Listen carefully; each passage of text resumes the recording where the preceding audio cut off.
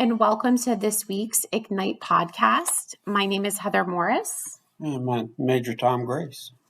And welcome. Caitlin is not with us. We let her go on vacation this week. Yeah, I'm not sure why. She really didn't earn it, but We can't hear Major Tom very well. I'll talk louder. Okay. All right. Well, we hope everybody's having a great summer. Yeah. Can you believe it? Yesterday was the first day of summer. Yes, it was. And today it's like 60 degrees outside. Yeah. So we hope everybody's enjoying their summers. I know my teenagers are all getting jobs and swimming and seeing their friends and that kind of stuff. So, all right, well, we're going to talk about something that's going to make everybody wiggle a little on their seats. It's a little uncomfortable. Are you ready? I'm ready. Okay. I can always plead the fifth. Okay. So I'm going to start by asking a question. Okay. Major Tom, do you ever have anxiety? I have anxiety all the time. Okay. Tell us about your anxiety. Well, I mean, my anxiety is, where do I start? I think that we certainly, as a result of COVID, there's a great deal of anxiety, but prior to that, I have anxiety. I have anxiety about my kids and family, and I have anxiety about my work. Sure, I have anxiety. Okay. Well, thank you for that answer. Sometimes it's hard to be a little forthcoming. Yes, about our issues. Yeah, I think We're the best wiggling thing a is, little. I think the best thing is to be forthcoming about it. Yes, talk to other people about it. I'm going to answer that. You didn't ask me, but I feel like I always have anxiety about not getting everything done. Sure. I think that's probably something that women in particular struggle with because of the volume of responsibility they have. Oh, you're so kind. I thought that was going to be a joke, like there was a line in there. No. All right, separate question. I am leaving. I probably could have. Yes. But I won't today. Yeah. So separate question, and then I'm going to tell you what we're talking about. Okay. Major Tom. Okay. Do you ever get angry? Of course. He is wiggling in his seat and uncomfortable at the moment. Of course I get angry. But I think it takes a lot for me to get ragingly angry. How's that? Okay, well, we weren't talking about that. I mean, we're not talking about raging. We're just talking about anger. Do you get angry? Yes, I get angry. Starting to right now, by the way. So I'm going to agree too that I think I get angry and we all get angry. So today what we're going to talk about is when your anxiety turns to anger. So, I think we've talked before about just having anxiety about things on the show, but I wanted to put it out there that anger is a symptom of the anxiety that you have. There is no question about it. Emotional responses. Anxiety is an emotional response to a situation. Anger is an emotional response to a situation. And when we get angry, those emotions can just kind of all meld together. And we have to be really careful with that one. I always think now when I was a teenager, I never wanted anybody to tell me this, okay? But I do think that it's important when you're going through anything, having any kind of extreme emotion, should I say that? Anger, sadness, anxiety, like just any kind of emotion. It is important to stop and figure out why you're having that. So I think that it is welcoming for me to understand why my own teens are going through what they're going through. So anxiety is a real thing. It can come out in so many different ways. But I think that it's eye-opening to know that sometimes when you're just feeling angry, you can stop and think, what is making me, what's giving me this anxiety? Yeah. And making me have this emotion? Well, and think of it this way. the source of our anxiety, depression, anger, the source is probably 3 to 4 degrees separated from what we're dealing with or how we're responding to it. And oftentimes that's because we don't want to face it and we don't want to acknowledge that whatever it is getting to us. But you're absolutely right, Heather. It's stepping back and saying, now, wait a minute. What's causing me to feel this way? And two critical things. Are those feelings rational or are they irrational? Are those anxieties rational or irrational? Am I creating something in my head that could never happen? Yet I'm feeling anxiety about it. Yeah, I mean, I think that you're right. I mean, those are great questions to ask. But if somebody asks me that, I don't have like a magic switch that's going to make me not still have that anxiety. So, no, it's a process. It's an absolute process. It could take a long time to get to the place where we just discover, I say long time in terms of hours, what is triggering our anxiety, and is that trigger realistic or unrealistic? okay. I know that we've spoken about this before, but just to remind everybody, Major Tom, can you tell us what the Bible says about worrying, which is part of anxiety and worrying kind of goes hand in hand? Hey, Dirk. Well, the Bible tells us not to worry. Jesus told the disciples, do not worry about what you will eat or what you will drink. Went on to say, don't worry about the people who don't accept you, because then you just shake the dust off your feet and move to the next place. God does not want us to worry. He commands us not to worry. He says, cast all of your cares upon him because he cares for you. So he doesn't just say, don't worry. He says, I have an antidote for your worry, and that's me. I love that. I love that. And I also love in Joshua where he says, I know the plans I have for you.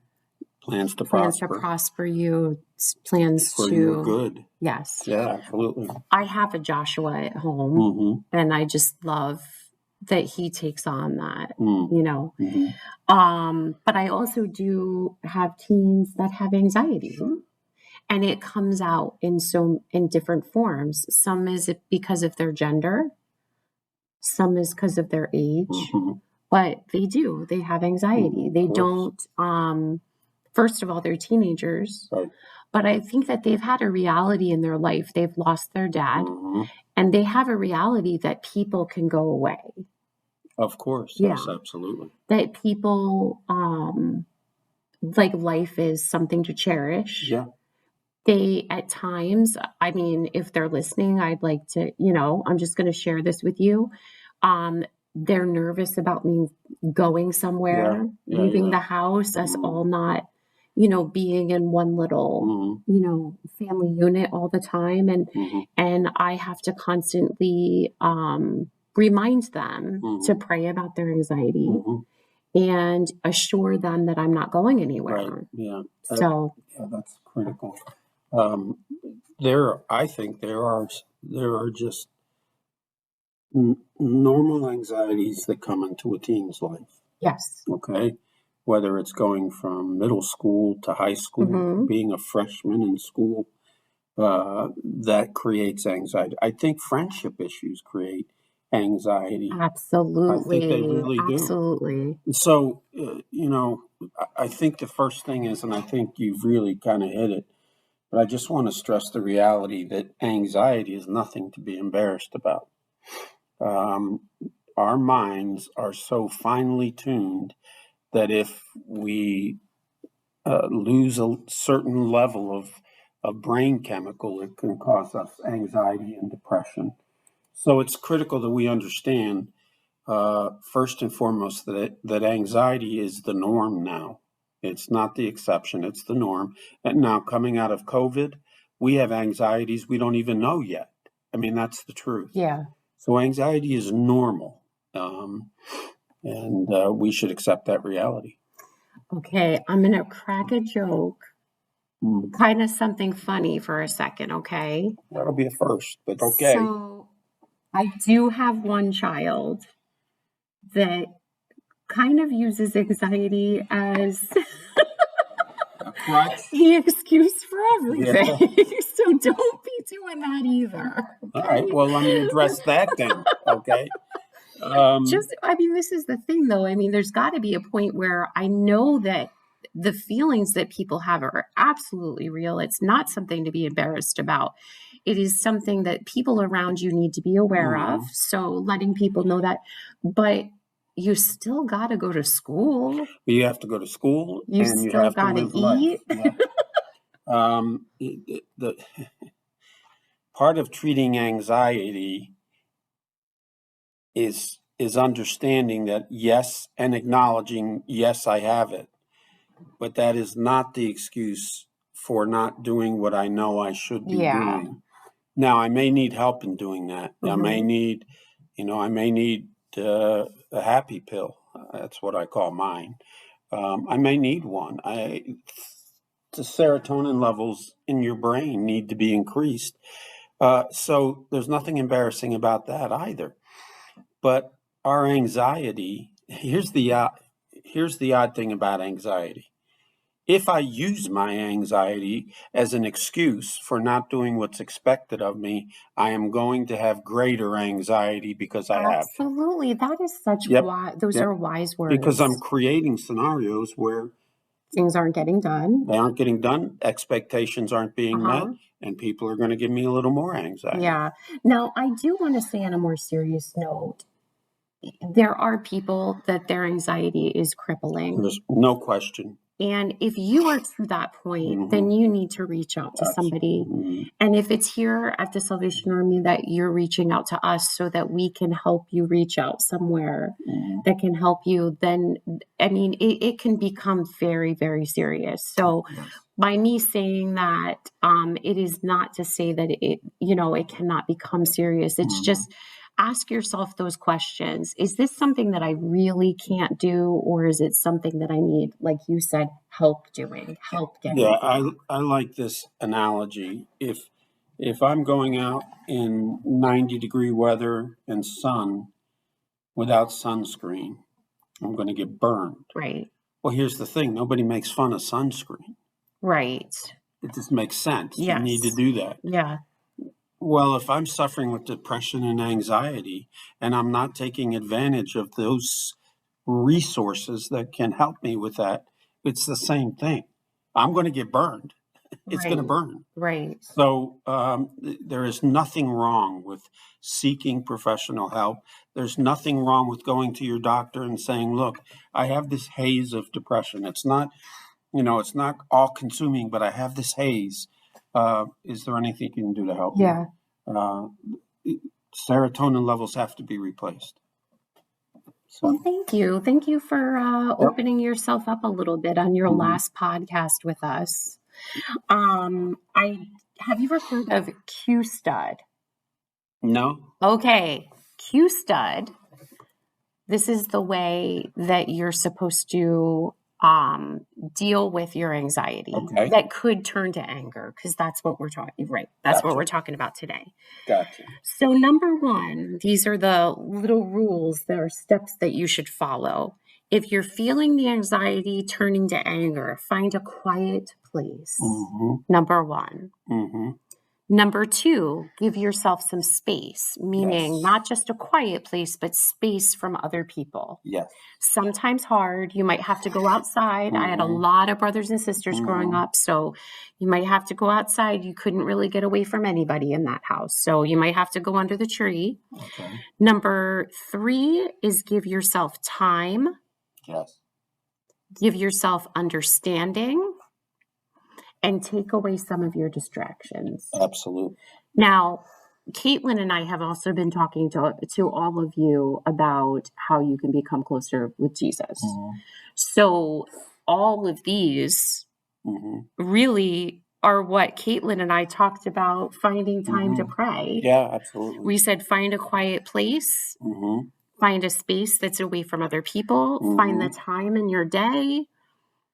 open your heart to understand what God's trying to say to you and take the distractions away. So I just thought that it was really interesting. Again, it's called Q Stud, which I can put that on here. Sure. Q Or you Stud. could put my method on there, I could also put Major Tom's method.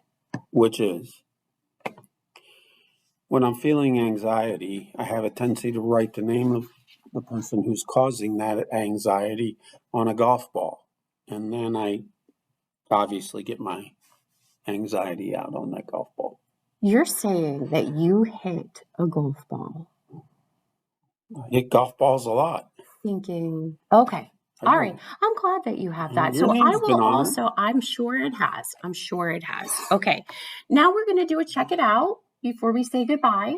Okay. If you go on to puremagazine.org, you can hear more about this. But did you know, I just found this out, that Pure Magazine has a Facebook page. I didn't know that. I did not know that either. So I love this puremagazine.org. Is it like got Pure Magazine in the name? Yes. Yes, it's Pure Magazine Facebook page. And it might have the Salvation Army on there, but I just did Pure Magazine and it came up. Wow. This month they're talking about from Maverick City Music. His name is Chandler Moore Page. He is a praise and worship leader. Yes. Apparently he's quite fancy and very popular. There's 3 names he has to. It not only talks about what the author thinks about his career and how he's evolved, but it also talks about how you can listen to more of his music and samples of his music. So if you or somebody you know would like to have a Pure Magazine in their hands, you can let us know. We can get it to you, or you can go on to puremagazine.org. That's a great idea. Periodical. Yep, it's fantastic. Pertinent articles, current articles, great stuff. Really well done. So we are going to sign off, not in the same way Caitlin and I do. I mean, she knows what number episode it is. She knows all of that kind of stuff, but I don't know that today. So we're going to sign off. Thank you so much for joining us today for the Ignite podcast. Caitlin's going to be next week back with us, so we can't wait. And until next time. I won't be here next week. Okay, can you just say the ending? Oh, is there an ending? Okay, until next time, ignite your life.